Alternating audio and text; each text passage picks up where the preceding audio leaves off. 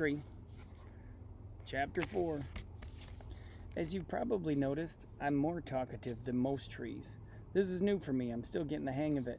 Nonetheless, I've always known how to keep a secret. You have to be discreet when you're a wish tree. People tell trees all kinds of things. They know we'll listen. It's not like we have a choice. Besides, the more you listen, the more you learn. Bongo says I'm a busybody, and I suppose she has a point. She's my best pal, a crow I've known since she was nothing but a pecking beak at a speckled egg. So there's Bongo. We disagree sometimes, but that is the way of all friends, no matter their species. I've seen many surprising friendships during my life. A pony and a toad, a red-tailed hawk and a white-footed mouse, a lilac bush and a monarch butterfly. All of them had disagreements from time to time. I think Bongo is too pessimistic for such a young bird, so pessimistic's negative. Bongo thinks I'm too optimistic for such an old tree, so optimistic would be like positive thinking. It's true, I am an optimist. I prefer to take the long view on life. Old as I am, I've seen both good and bad, but I've seen far more good than bad. So Bongo and I agree to disagree, and that's fine. We're very different after all. Bongo, for example, thinks the way we trees name ourselves is ridiculous. As is the custom with crows, Bongo chose her name after her first flight. It may not be her only name, however. Crows change names on a whim. Bongo's cousin, Gizmo, has had 17 names. Sometimes crows adopt human names. I've seen more Joe Crows than I've seen sunny days. Sometimes they name themselves after things that catch their fancy. Pop Top, Jujubee, Dead Rat. They'll name themselves after aerobatic maneuvers, death spiral, or barrel roll, or after colors, aubergine or black beetle, or beetle black.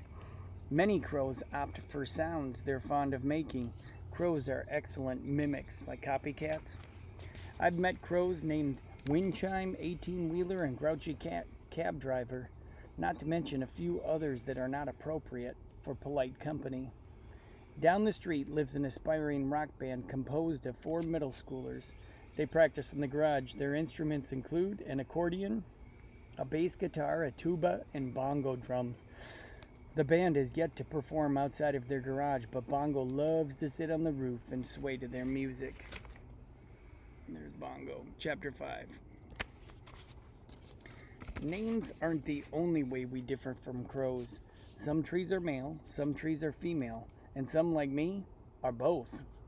It's confusing, as is so often the case with nature. Call me she, call me he, anything will work. Over the years, I've learned that botanists, those lucky souls who study the lives of plants all day, call some trees, such as hollies and willows, dioecious, which means they have separate male and female trees. Lots of other trees like me are called monoecious. That's just a fancy way of saying on the same plant you'll find separate male and female flowers. It's also evidence that trees have far more interesting lives than you sometimes give us credit for. Chapter 6. One thing trees and crows have in common, in fact, one thing all the natural world has in common, is the rule that we're not supposed to talk to people. It's for your own protection, or it's for our own protection, sorry. At least that's the theory. I've often wondered if the endless silence is a good idea. There have been so many times I've wanted to speak up, to intervene, to help people. I'll never say a word, though. That's just the way the world has always worked. Have there been slip-ups? Sure. Mistakes have been made. Last year, I heard a frog named Fly who'd been napping in a mailbox. All frogs are named after bugs they enjoy eating. When the mailman opened the box, Fly leapt out with a frantic croak. The mailman fainted. He woke up to Fly, who was apologizing profusely, squatting on his forehead, saying he's sorry. Clearly a breach of the don't talk to people rule. But as always seems to happen, the incident was soon forgotten. After all, the mailman was absolutely certain that frogs can't talk.